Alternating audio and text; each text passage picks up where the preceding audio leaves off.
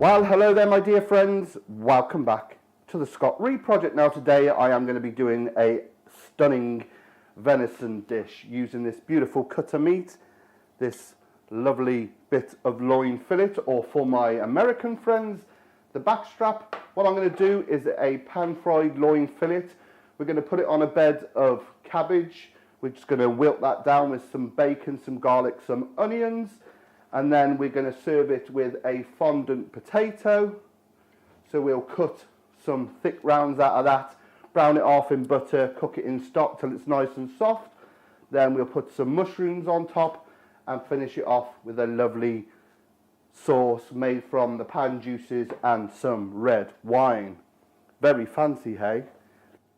So for my fondant potato then, I want to make some hockey puck style shapes, so get them the same thickness. Then, just to be fancy like they always are, just round off the edges. I'm going to use this peeler. It's so easy, just like that. I know it's a bit fancy, but hey ho, if we're going to do it, let's do it. Now I know a few of you mentioned my cooker here. I have just moved house. This is all I've got to work with until the new one comes. And trust me, cooking on electric, it's all right. That's all I'm going to say. So, just rounding these off. And what I'll do is I will quickly rinse off any of the excess starch, pat them dry. And the first thing we need to do is get these nice and browned in some butter. You can just work on the shape. I mean, you could just keep going. Actually, I'm going to leave it. Don't want to over-egg the pudding. Right, that'll do. Move that out of the way. Into my pan then, we'll get some butter. It was funny, I was reading the other day somewhere that people have their favourite burner on their cooker. How right is that? Unless you've got something like this, and you've only got one good one. Hey ho. So we just want to melt that butter. Now the beauty of cooking these, or browning these potatoes off first when they're raw, is you can get a real good colour on them. As you know, if we were to parboil them, put them in, and get some colour, they would fall apart. So, let's get that up to frying speed, get it foaming nicely, and then get our potatoes in. We'll take our time and get a good colour on these. Now, I've bought a new microphone, my friends, and I'm still trying to figure out the settings, so bear with me. This is my second time using it. Let me know what you think. Right, back to the potato. So you want to fry these off for about 5 or 6 minutes each side. Don't touch them. We're looking for a nice colour like that. That is beautiful. So we'll turn those now and give it 5 or 6 minutes. On that side, like I said, don't touch them. Put them in there. Let them do their thing. Right, let's check these beauties. Oh, look at that. So what I'm going to do is I'm going to turn them over. I'm just going to drop in a little bit of garlic while the butter is hot. Just lifting it off the heat. Now, be very careful, you know, with hot oil of any sort. I'm going to put some stock in.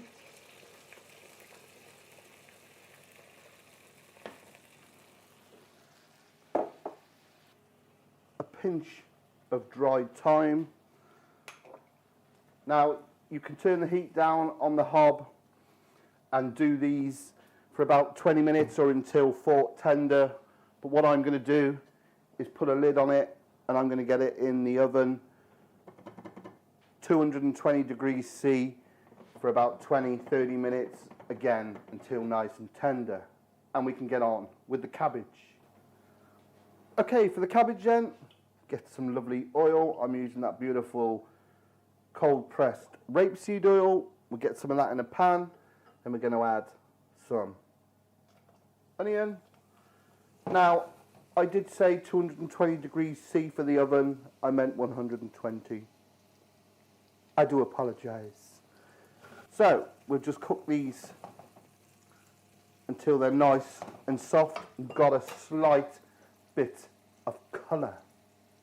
While that's ticking away gently, I shall add in my bacon lardons. I'm using smoked streaky, one of the finest bacons if you ask me. You can use pancetta, you can use offcuts of gammon, anything you want really. But we want to try and get that nice and crispy.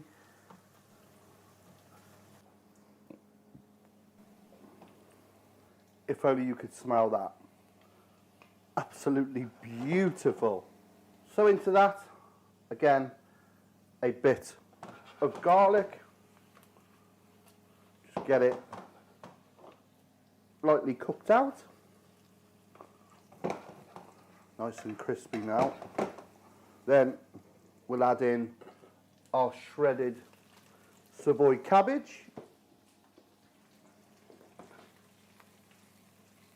Get it mixed through.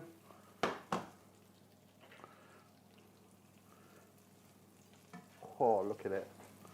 I'm going to season it up with a bit of pepper.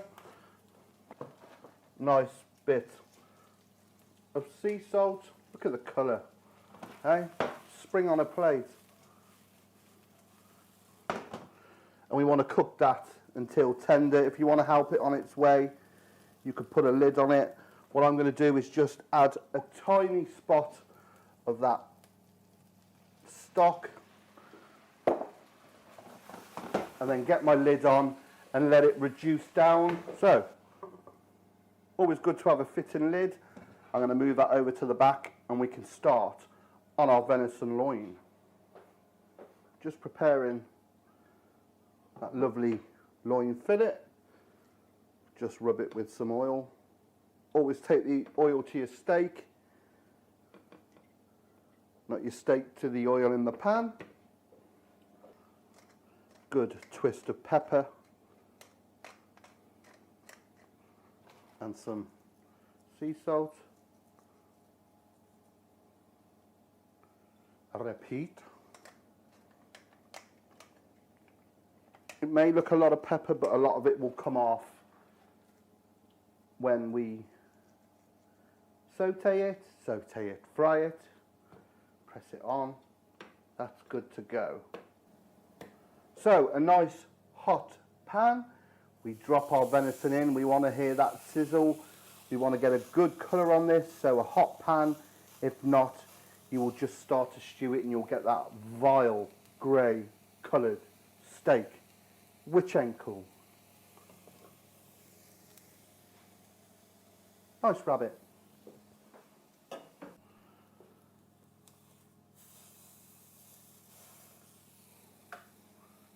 Beautiful.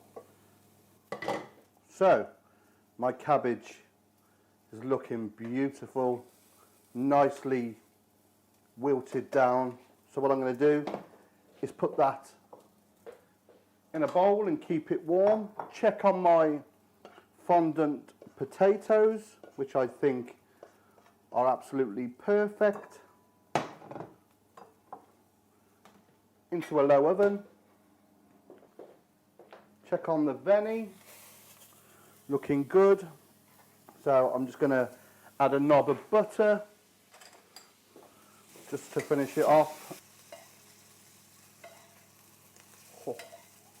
We'll take that off and rest it.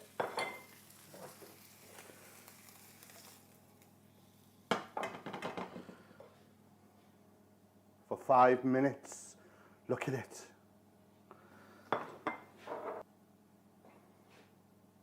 Look at those. Perfect. Oh yes. They are done. Onto the sauce then. Let's get some butter in the pan. Put in chopped shallot if you've got it. I'm just using some onion, it's no big deal. And then some garlic, we'll get that in. Want to keep this moving a bit I shall take the heat out of it. Get in a bit of red wine. Now we want to reduce that down by half, so we'll turn the heat up. So the stock I'm going to use to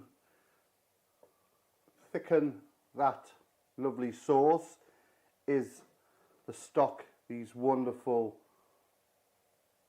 fondant potatoes were cooked in. All these flavours, we're building them up. Absolutely gorgeous. It can go in there, keep warm.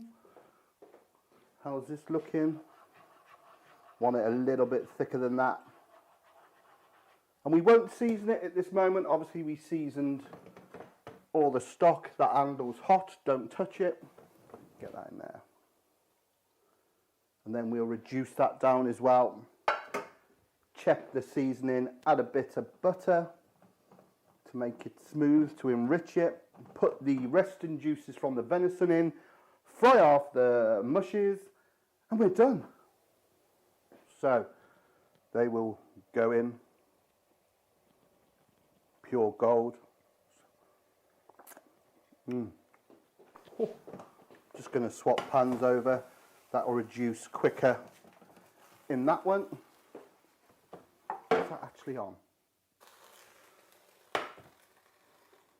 It's very poor, this cooker. More butter. Sauce is thickening nicely. I'm going to add a bit of lemon juice. Crack in some pepper. A little bit of sea salt.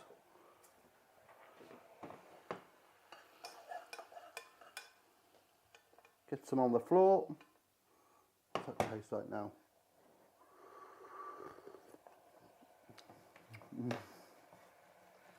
So good. That'll cut through the richness of that venison. It's beautiful.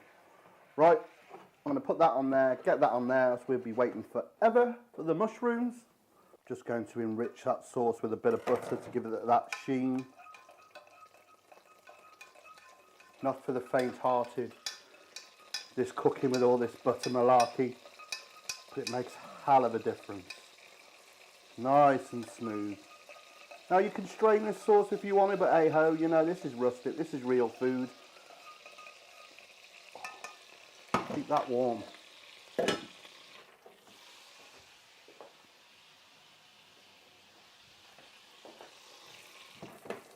Fry these lightly in butter. We'll build the dish, and I can't wait. All these components are beautiful together.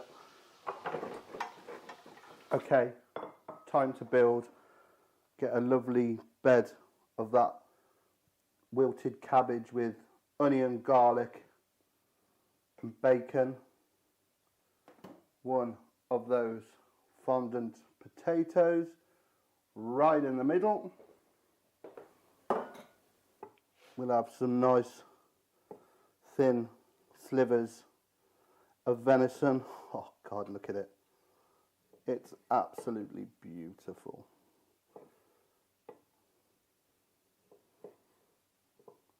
So we'll just put some of them on the top. Be a great start to this. Just like that. Oh. Put a few more on.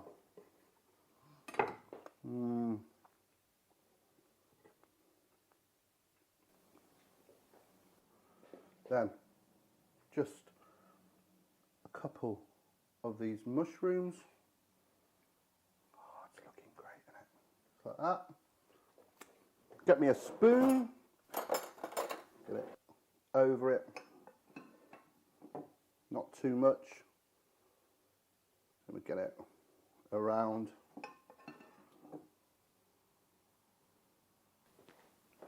And there you have it. My pan-fried venison loin, fondant potatoes, sauteed cabbage with bacon, mushrooms, and a red wine gravy. Not bad, eh? Okay, let's go in. I want some of that potato. Just look how soft that is with some of that cabbage first and some of that red wine. So, so good. Let's have some of that venison. Nice slither of venison loin. If I can get it in, trying to dance around this camera.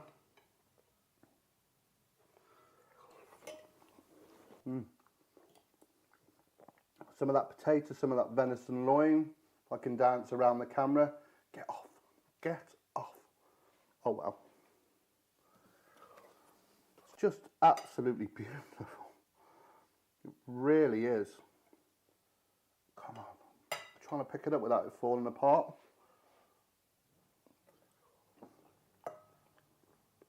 Just so good. I know I say this all the time, but that was absolutely spectacular. Absolutely beautiful. And that venison was just cooked to a turn. Just have a look at it. See if I can get it to the camera. We'll just take off some slices when I'm eating a mushroom.